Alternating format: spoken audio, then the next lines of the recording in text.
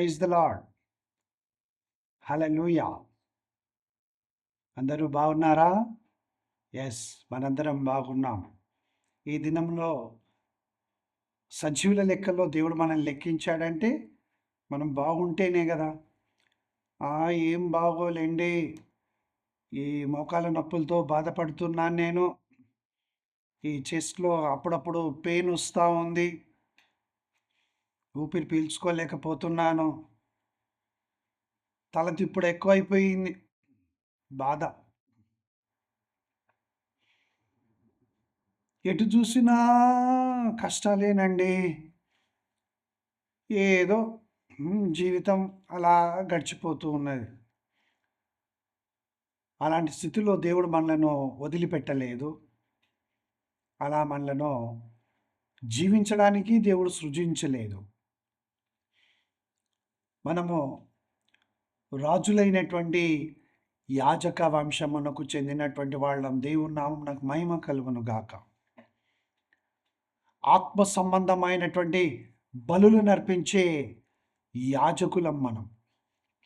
కానీ మనం ఎప్పుడు కూడా ఆ పాస్టర్ గారండి, ఈ పాస్టర్ గారు అమ్మండి, ఆ మందిరం అండి, ఈ చర్చ్ అండి, వీటి మీదనే ఉంటాం. కానీ నేను దేవుని రాజ్యములో ఎవరు, నేనెవరు?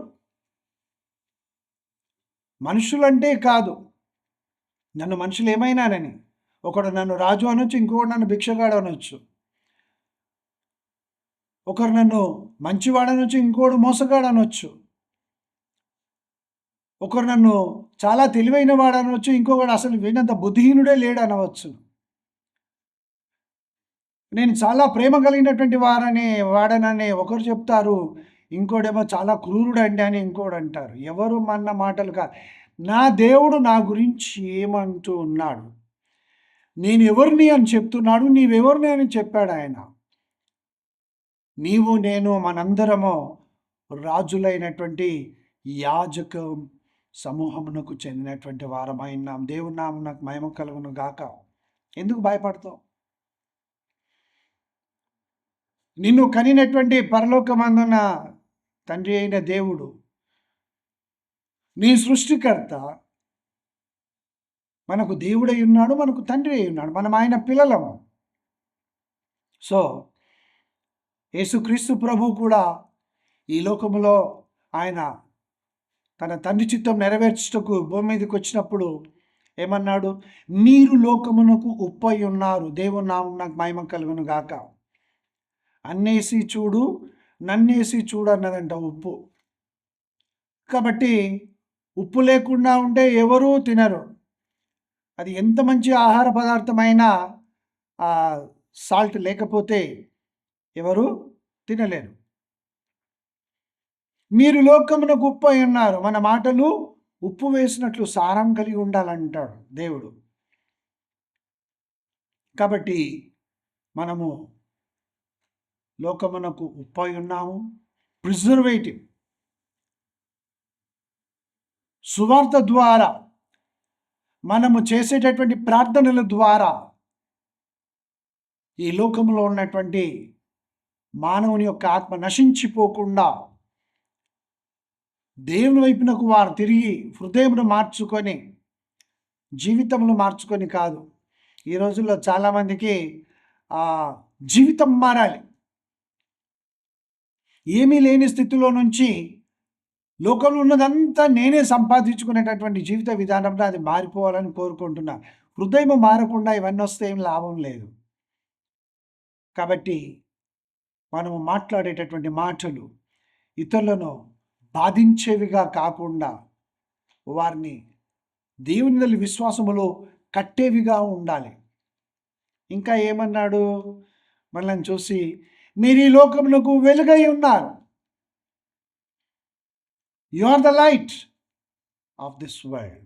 అవును, చీకటిలో అనగా పాపములో, మోసములో, దుఃఖములో, అవమానములో కూరుకుపోతున్నటువంటి వారిని, చిక్కుకుపోయినటువంటి వారికి మార్గము చూపించి ఆ చీకటిలో నుండి వారిని దేవుని యొక్క వెలుగులోనికి, జీవములోనికి, సత్యంలోనికి నడిపించేటటువంటి వారమైన తలలు వంచి ప్రార్థించుకుందాం. ప్రేమగల తండ్రి, నీకు వందనాలు.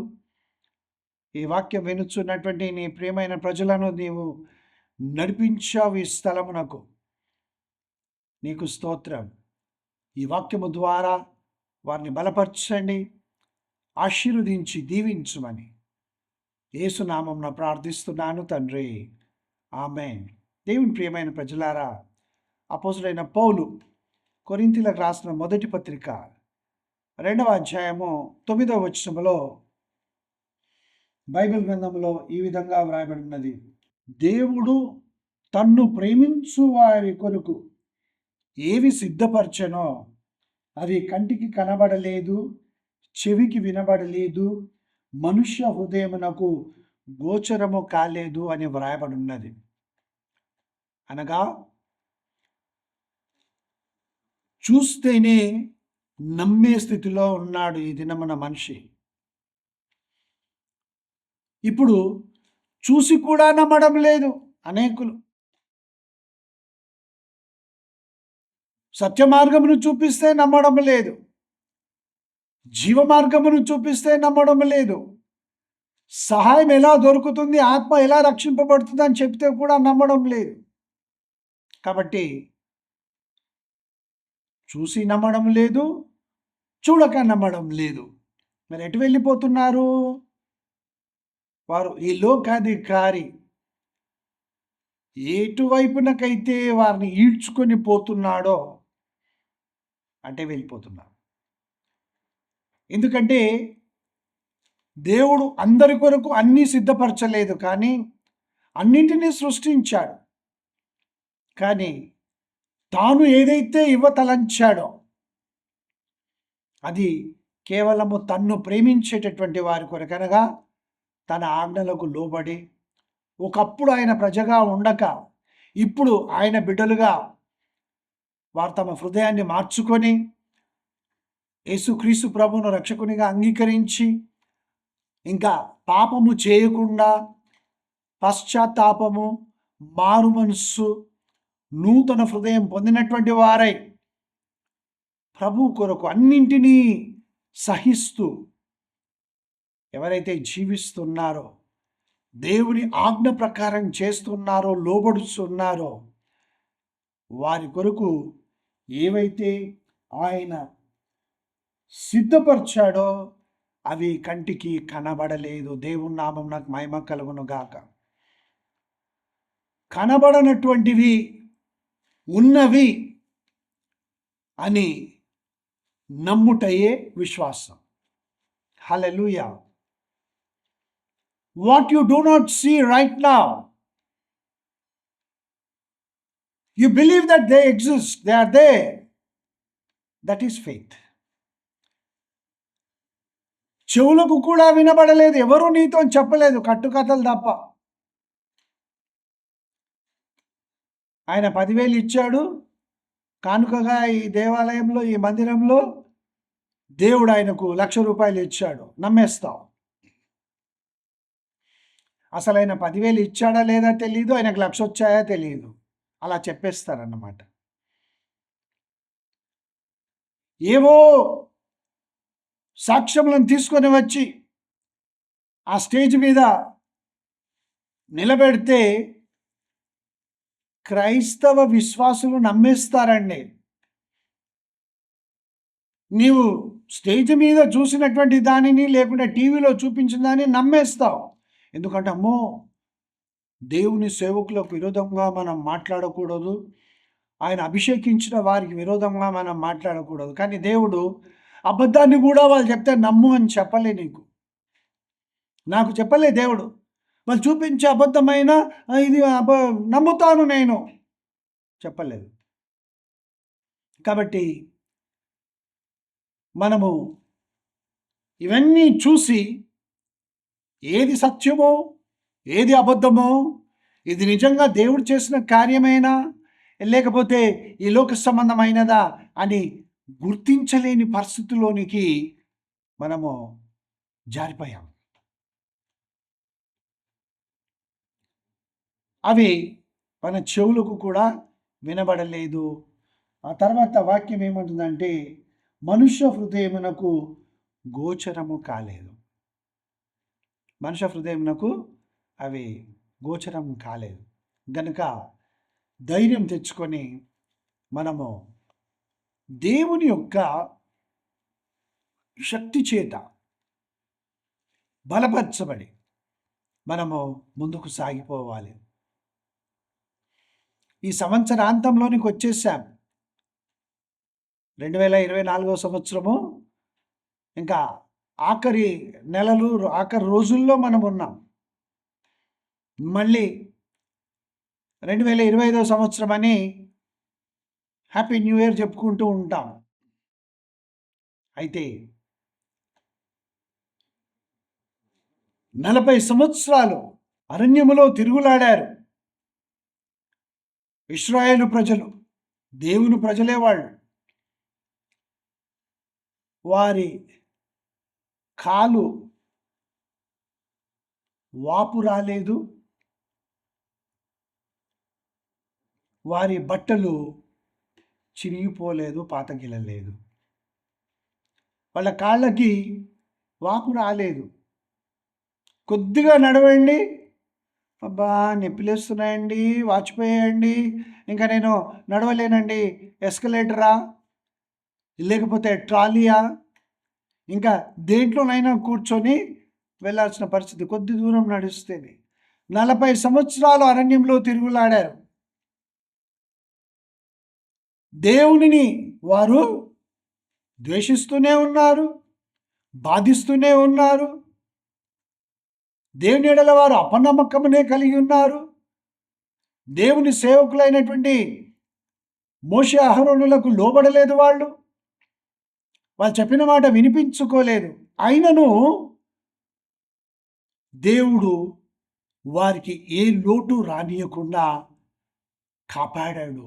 ఇప్పుడు కూడా నిన్ను నన్ను కాపాడుతున్నాడు. దేవుని నామం నాకు మహిమ కలుగును గాక. జ్ఞాపకం తెచ్చుకోనండి. 2024 సంవత్సరము జనవరి నెల 1వ తారీఖున ఉదయకాలంలోని పరిస్థితి ఎలా ఉండే, ఆ దినం మొదలుకొని ఏ విధంగా ప్రతి నెల, ప్రతి వారము, ప్రతి దినము దేవుడు నిన్ను కాపాడి సంరక్షించి తప్పిస్తూ నీ చేతుల కష్టార్థం ఆశీర్వదించి అప్పులు కట్టుకోవడానికి సహాయం చేస్తూ నీ బలహీనతలలో ఆయన శక్తిని పరిపూర్ణం చేసి బలపరుస్తూ అనారోగ్య స్థితిలో నీవు ప్రార్థించినప్పుడు ముట్టి నిన్ను స్వస్థపరిచి శత్రువుల చేతిలో నుంచి నిన్ను విడిపించి నిన్ను బాధించి వారి చేతిలో నీవు పడకుండా కాపాడి నీ కుమార్తె జీవితంలో లేకుంటే నీ కుమారుని జీవితంలో నీకు వచ్చినటువంటి అల్లుడు కానీ కోడలు కానీ వారి కుటుంబాలు కానీ పెట్టే బాధలకు నీ కూతురు నీ కుమారుడు లేకపోతే నీ మనవళ్ళు మనమరాళ్ళు వాళ్ళు కానీ త్రోవలో నడుస్తున్నప్పుడు కలిగినటువంటి కష్టాలలో నష్టాలలో ఏ విధంగా దేవుడు నిన్ను ఇంతవరకు కాపాడి ఈ దినం వరకు సంరక్షించాడు. అద్భుత రీతిగా సహాయం తీసుకొని వచ్చాడు, పంపించాడు. ఆలోచించండి ఒకసారి. థ్యాంక్ యూ లార్డ్ అని చెప్తున్నావా? నీకు వందనాలు ప్రభువా. జ్ఞాపకం చేసుకో ఒక్కసారి. ఏ విధంగా దేవుడు నిన్ను విడిపించాడు, ఏ విధంగా నిన్ను యాక్సిడెంట్ కాకుండా నిన్ను తప్పించాడు, అద్భుత రీతిగా నీకు ఏ విధంగా సహాయం పంపించాడో జ్ఞాపకం నువ్వు తెచ్చుకో. దేవుని ప్రియమైన ప్రజలారా, ఆయన కోపపడుతూనే వాత్సల్యతను చూపించేటటువంటి దేవుడు ఆయన. అంటే మహా గొప్ప ప్రేమ. మనము మార్గము తప్పి తిరుగుచున్నందుకు, పాపమునకు పాపము సమకూర్చుకొనుచు ఉన్నప్పుడు, దేవుని మాటను వినకుండా ఇష్టానుసారమైన జీవితం జీవిస్తున్నప్పుడు, ఇది చేయకూడదు, అక్కడికి నీ వెళ్ళకూడదు, ఈ వ్యాపారం నీవు ప్రారంభించకూడదు, ఈ సంబంధము నీకు సరి అయినటువంటిది కాదు, ఈ అమ్మాయిని ఇంటికి తగినటువంటి కోడలు కాదు, నీవిందులో పెట్టుబడి పెట్టకూడదు, నష్టపోతావు అని దేవుడు అన్ని విధాలుగా నీకు చెప్పినా కానీ వినిపించుకోకుండా నిర్ణయాలు తీసుకొని ఇప్పుడు సతమతమైపోతూ బాధపడుతూ దుఃఖిస్తూ ఉంటే దేవుడు తన ప్రేమను చూపించి సహాయం చేస్తూనే ఉన్నాడు. నిన్ను బాధించు వారిని ఆయన మారుస్తాడు. నీ మీద అబద్ధములు చెప్పేటటువంటి వారిని క్షమించి, నీవేమిటో నీవు అబద్ధం చెప్పలేదని దేవుడు ఆ పరిస్థితుల వల్ల ఇతరులు తెలుసుకునేటట్లుగా చేస్తాడు. ఆయనే మన రక్షకుడైన యేసుక్రీస్తు ప్రభు. దేవుని ప్రియమైన ప్రజలారా, వీటన్నిటిలో మనము పొందిన మేలులను బట్టి, ఆయన చేసిన ఉపకారాలను బట్టి ఆయనకు కృతజ్ఞతాస్తుతులు చెల్లిస్తున్నామా? అపోస్తలుడైన పౌలు కొరింథీయులకు రాసిన 2వ పత్రిక 8వ అధ్యాయం 7వ వచనం చివరి భాగంలో ఏమంటాడంటే, ఈ కృపయందు విస్తరించినట్లుగా చూచుకొనడి అంటాడు. అంటే ఇవ్వడము అని అనగానే మనకు క్యూఆర్ కోడ్లే జ్ఞాపకం వస్తున్నాయి ఈ రోజుల్లో. ఎందుకనంటే ప్రతి ఒక్కరూ టీవీ స్క్రీన్ మీద, లేకపోతే మీరు మందిరానికి వెళ్ళగానే అక్కడ కనబడేది ఏమిటంటే పెద్ద పెద్ద క్యూఆర్ కోడ్లు. మీ దగ్గర ఇప్పుడు క్యాష్ లేదా? ఏమీ పర్వాలేదు, ఈ క్యూఆర్ కోడ్ని మీరు స్కాన్ చేసి మీరు ఇవ్వండి. మీరు క్యూఆర్ కోడ్ను కూడా మీరు స్కాన్ చేయలేరా? అయితే క్రెడిట్ కార్డ్ని స్వైప్ చేయండి. అది కూడా చేయలేరా? మీ దగ్గర బ్లాంక్ చెక్ ఉంటే రాసి ఇవ్వండి. ఇదే కదా మన జ్ఞాపకం వచ్చేది. ఇవ్వడం అంటే చాలామంది పొరబడుతూ ఉంటారు. నేను ఇవ్వద్దని చెప్పడం లేదు, దేవునికి మనం ఇవ్వాల్సిందే. నేను కూడా ఇస్తాను దేవునికి. ఎంత ఇస్తాను? ప్రభా, ఇదిగో నీవు ఇచ్చిన దాంట్లో నుంచి నేను నీకు ఇంతే ఇస్తున్నాను. నీవే ఇచ్చావు, నీకు ఇస్తున్నాను, అంతే. ఇంత కాదు, ఇంత కాదు. అయితే ఇవ్వడము అనంటే దేవునికి కృతజ్ఞతాస్తుతులు చెల్లించడం. దేవుని నామమునకు మహిమ కలుగును గాక. Praising God, praising God. Always give thanks and praise God. ఒక వాక్యూమ్ క్లీనర్ తీసుకొని ఒక సేల్స్ రిప్రజెంటేటివ్ ఒక ఇంటికి వెళ్తాడు. ధనవంతురాలైనటువంటి స్త్రీ ఆమె. ఆయన ఇంట్లోనికి వెళ్ళగానే వాక్యూమ్ క్లీనర్ అంటే మన ఇళ్ళల్లో అయితే ఉండవులేండి, గొప్ప గొప్ప వాళ్ళు ఉన్నారు కదా, పెద్ద పెద్ద దైవ సేవకులు ఉంటారు కదా, వాళ్ళ ఇళ్ళల్లో మంచి కార్పెట్లు వేసుకొని ఉంటారు. ఎందుకంటే దేవుని సేవార్థమై ఇచ్చినటువంటి కానుకలను ఈ ఖరీదైనటువంటి తీవాచీలు, కార్పెట్లు, తర్వాత సోఫా సెట్లు, రకరకాలమైనటువంటి వస్తువులు కొనుక్కొనడానికే విశ్వాసులు దశంభాగాలు, కానుకలు ఇస్తూ ఉన్నారు. ఈ ధనవంతురాలైనటువంటి స్త్రీ ఇంట్లో చాలా ఖరీదైనటువంటి కార్పెట్లు ఉంటాయి. ఈయన లోపలికి వెళ్ళగానే అక్కడ వారు చలి కాచుకోవడానికి వారి ఇంట్లో ఆ యొక్క మంట పెట్టేటటువంటి హెర్త్ ఉంటుంది. అక్కడ పక్కన బూడిద తీసి పెడితే ఆ బూడిదంతా తీసుకొని వచ్చి ఆ కార్పెట్లో వేస్తాడు ఆయన. వేసేసి ఏమంటాడనంటే, నా ఈ వాక్యూమ్ క్లీనర్ అనగా దానంతటిని అది లాగేస్తుంది అన్నమాట. మనము చీపురుతో చిమ్మనక్కర్లేదు, ఎవరు దానిని తుడవనక్కర్లేదు. అది ఆన్ చేయగానే అది మొత్తం పీల్చేస్తుంది. సన్న కణములు కూడా, ఆ దుమ్ము కణములన్నీ కూడా ఈ మెషిన్ పీల్చేస్తుంది అన్నమాట. ఆ బూడిదనంతా అక్కడ వేస్తాడు. ఆ తర్వాత ఇంకా పక్కన చెత్త ఉంటే ఆ చెత్త అంతా తీసుకొని వచ్చేసి, ఇదిగో మా వాక్యూమ్ క్లీనర్ ఎంత బాగా పనిచేస్తుందంటే, ఒకవేళ ఇది ఏమైనా సరి అయిన విధంగా ఇది క్లీన్ చేయకపోతే నేను దాన్ని మొత్తము నేనే స్పూన్తో తీసుకొని తినేస్తాను, అంత చక్కగా పనిచేస్తుంది అని ఆ ఇంటి ఆవిడతో చెప్తాడు. అప్పుడు ఆవిడ అంటుంది, నీకు ముందుగానే నేను స్పూన్ ఇస్తాను, నేను తినేసే అంటుంది. ఎందుకు అనంటే, మా ఇంటికి ఎలక్ట్రికల్ పవర్ సప్లై లేదు. మా ఇంటికి ఎలక్ట్రికల్ పవర్ సప్లై లేదు. మా ఇల్లంతా గ్యాస్తోనే నడుస్తుంది. ఇప్పుడు నువ్వు ఇక్కడ వేస్తావు, అది దాన్ని ఎలా క్లీన్ చేస్తావు? దాన్ని ఎలా క్లీన్ చేస్తావు? దేవుని ప్రియమైనటువంటి ప్రజలారా, ఆ పవర్ సప్లై లేనందువలన అది పనిచేయదు. ఆయన తీసుకుని వచ్చినటువంటి ఆ వాక్యూమ్ క్లీనర్ పనిచేయదు. ఈ దినమున ఈ లోకాధికారి అయినటువంటి అపవాది కూడా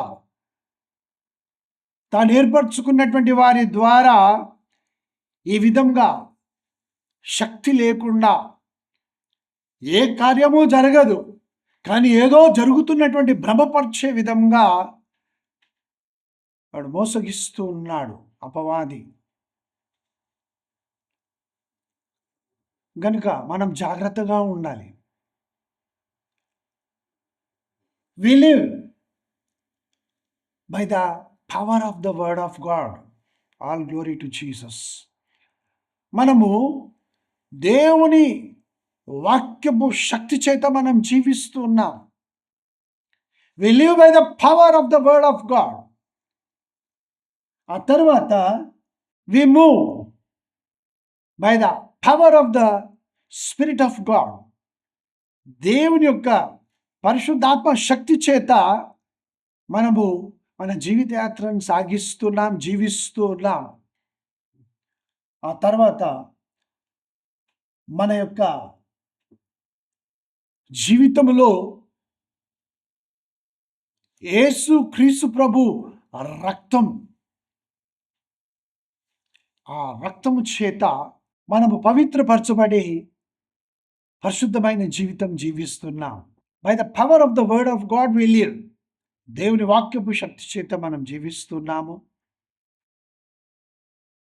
by the power of the spirit of God everything is done in our lifes.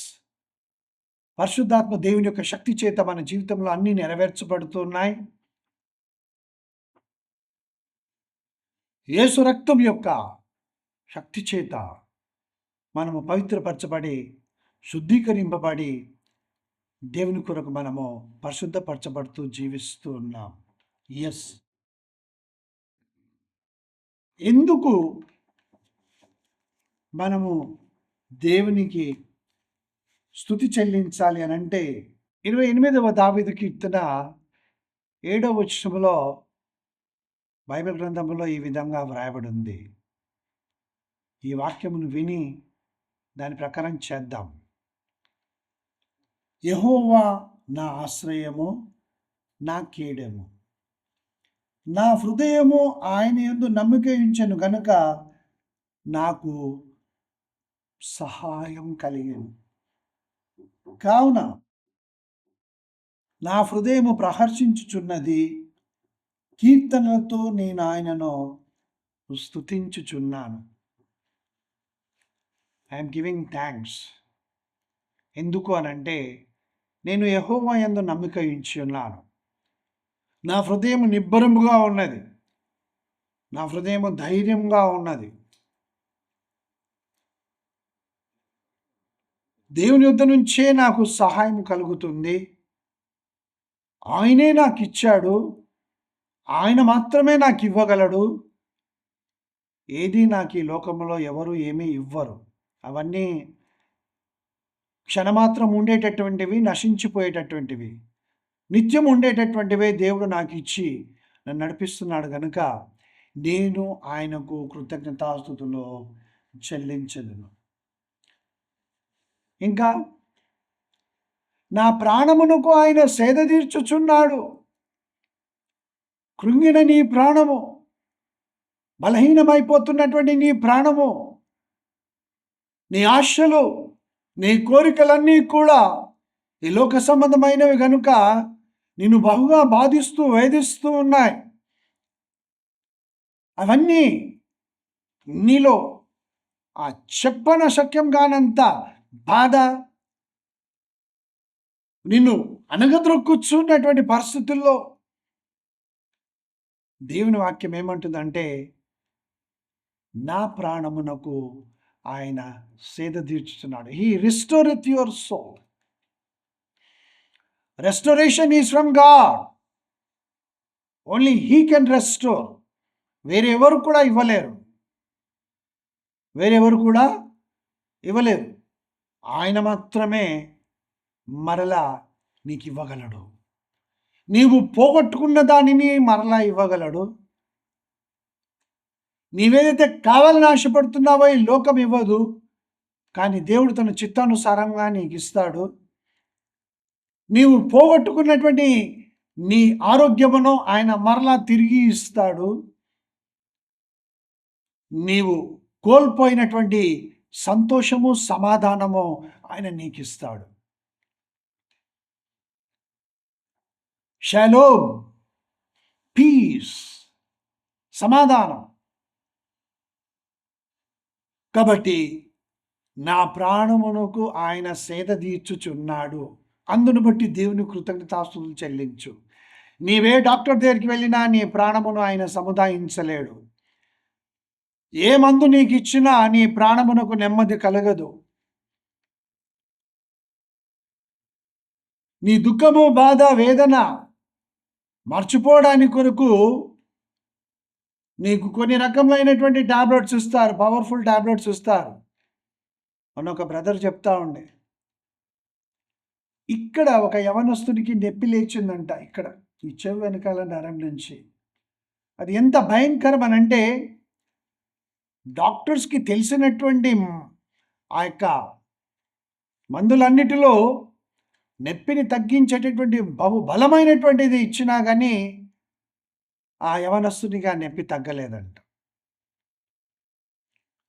కానీ దేవుడు సేద తీరుస్తాడు, ధైర్యపరుస్తాడు. నేనున్నాను అని ఆయన నిన్ను ముట్టి బలపరిచి నీ కన్నీటిని తుడిచివేసే దేవుడు ఆయన. ఒంటరిగా ఉండి బాధపడుతున్నావేమో, అందరూ ఉన్నా ఏమీ లేనట్లుగా ఉన్నావేమో, అన్నీ కలిగి ఉన్నా ఏమీ తినలేని పరిస్థితుల్లో ఉన్నావేమో, యేసు నామములో నీకున్నటువంటి ఆ యొక్క శారీరక బలహీనత ఇప్పుడే స్వస్థత నొందునుగాక. నీవు చక్కటి ఆహారం మరలా భుజించుదువుగాక. ఎవరు లేరని నీవు అనుకుంటున్నావు, కానీ యేసు ప్రభువు నీకున్నాడు. కాబట్టి ఇంతవరకు నిన్ను కాపాడినటువంటి దేవుడు నీకు 50 సంవత్సరాల, 70 సంవత్సరాల, 80 సంవత్సరముల నీ వయస్సు ఇంతవరకు కాపాడలేదా? ఈ కష్టకాలంలో దేవుడిని ఆదుకోలేదా? నీ చేతుల కష్టం దీవించి ఆస్వాదించలేదా? నీవు తలపెట్టిన పనులన్నిటిలో కూడా నీకు విజయం ఇచ్చి నడిపించలేదా? నడిపిస్తున్నాడు కదా. ఆయన నిన్ను విడిచిపెట్టాడా? లేదు. మానవునిగా నీవు నేను దేవుణ్ణి విడిచిపెట్టి ఉండవచ్చును, కానీ ప్రేమ స్వరూపి అయినటువంటి దేవునిగా ఆయన నిన్ను నన్ను ఎప్పుడూ విడవలేదు. కాపాడుతున్నాడు, ధైర్యపరుస్తున్నాడు, అన్నింటినీ ఇస్తూ ఉన్నాడు, ఫలింపజేస్తున్నాడు, వర్ధిల్లజేస్తూ ఉన్నాడు. నీ ప్రార్థనలను విని జవాబిస్తూ ఉన్నాడు. కృతజ్ఞతాస్తుతులు చెల్లించలేమా? నేను చెప్పాను ఇంతకుముందే, కేవలము డబ్బులు ఇవ్వడము మళ్ళీ పొందడం కాదు దేవునికి కృతజ్ఞతాస్తుతులు చెల్లించడం అంటే. నీవు చేసిన మేలును బట్టి నీకు వందనాలు ప్రభా. నన్ను ఈ దినమున సజీవుల లెక్కలో లెక్కిస్తున్నావు, అందుని బట్టి నీకు స్తోత్ర. నీవిచ్చిన ఆహారంని నేను తిని తృప్తి పొంది ఉన్నాను. ఆఫ్టర్ ఎవ్రీ మీల్ నేను ఏది భుజించిన ఆ తర్వాత, తండ్రి నీవిచ్చిన ఈ యొక్క ఆహార పదార్థములను నేను తిని తృప్తి పొంది ఉన్నాను. ఎక్కడుంది? ద్వితీయోపదేశకాండం 8వ అధ్యాయం 10వ వచనంలో ఉంది. నీవిచ్చినది తిని, నీవిచ్చినది నేను పొంది తృప్తి పొందినాను. I'm satisfied and I thank and praise you. Yes, I know God is well pleased with me. నాకు ఆ విశ్వాసము, ఆ ధైర్యము, ఆ నమ్మకము, ఆ సంతోషం ఉన్నది. ఏ కష్టం లేదు బ్రదర్, మీకు డబ్బులు వస్తున్నాయి. ఎవరు ఇవ్వరు నాకు డబ్బులు, ఎవరు ఇవ్వరు. 15 years అయిపోతా ఉంది, 16th yearsలోనికి వస్తున్నాను. ఎవ్వరు ₹1 పరిచర్యకు సహాయం చేయలేదు. మరెలా? దేవుడు అద్భుత రీతిగా సహాయము ఆయన చేస్తూ ఉన్నాడు. చేతుల కష్టంతో దీవించి ఆస్వాదిస్తున్నాడు. సువార్త ప్రకటించడానికి ముందు సాగిపోతున్నాడు. ఇన్ని సంవత్సరాలైనా కాపాడాడు. స్తుతి చెల్లించు. బర్త్డేకు హ్యాపీ బర్త్డే సాంగ్ పెట్టుకొని కేక్ కట్ చేసుకొని చక్కగా మనము ఏదో చిన్న ప్రార్థన, పాస్టర్ని పిలుచుకుంటా, పాస్టర్ అమ్మని పిలుస్తా, లేకపోతే ఎవరో పెద్దలు వస్తారు, ఇన్ని సంవత్సరాలు కాపాడాడు, అంత మంచి, చాలా బాగుంది. దేవునికి నీవు నిజంగా నీ హృదయాంతరంగంలో నుంచి కృతజ్ఞతాస్తుతులు చెల్లించావా? మనము చెల్లిస్తాం. నీ యొక్క రోగశయ్య మీద, మరణ పడక మీద దేవుడు నిన్ను ముట్టి స్వస్థపరిచాడు. నీవు ఆయనను స్తుతించావా? ప్రభా నీకు వందనాలు, దేవుడు నన్ను ముట్టి స్వస్థపరిచాడండి, మీరు అందరు ప్రార్థన చేశారు, నేను బాగా అయిపోయింది.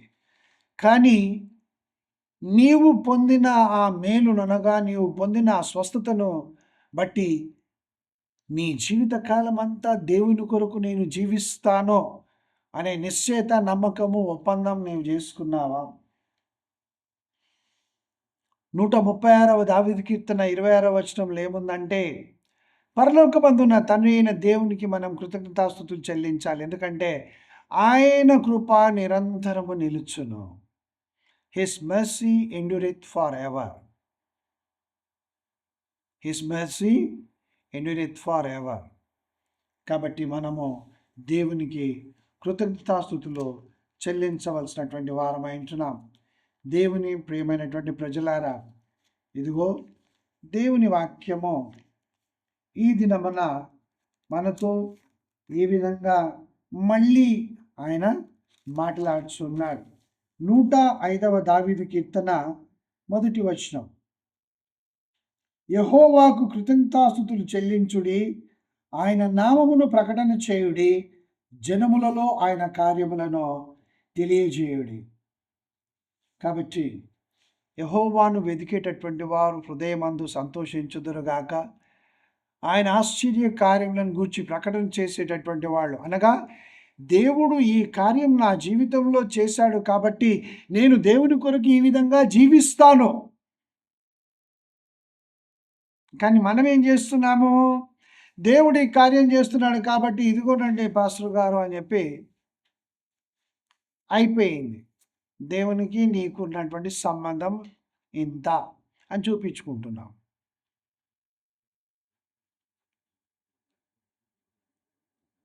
నీకు దేవుడు చేసినటువంటి కార్యములను గూర్చి నీవు సంభాషించు, దేవునికి కృతజ్ఞతాస్తుతులు చెల్లించు.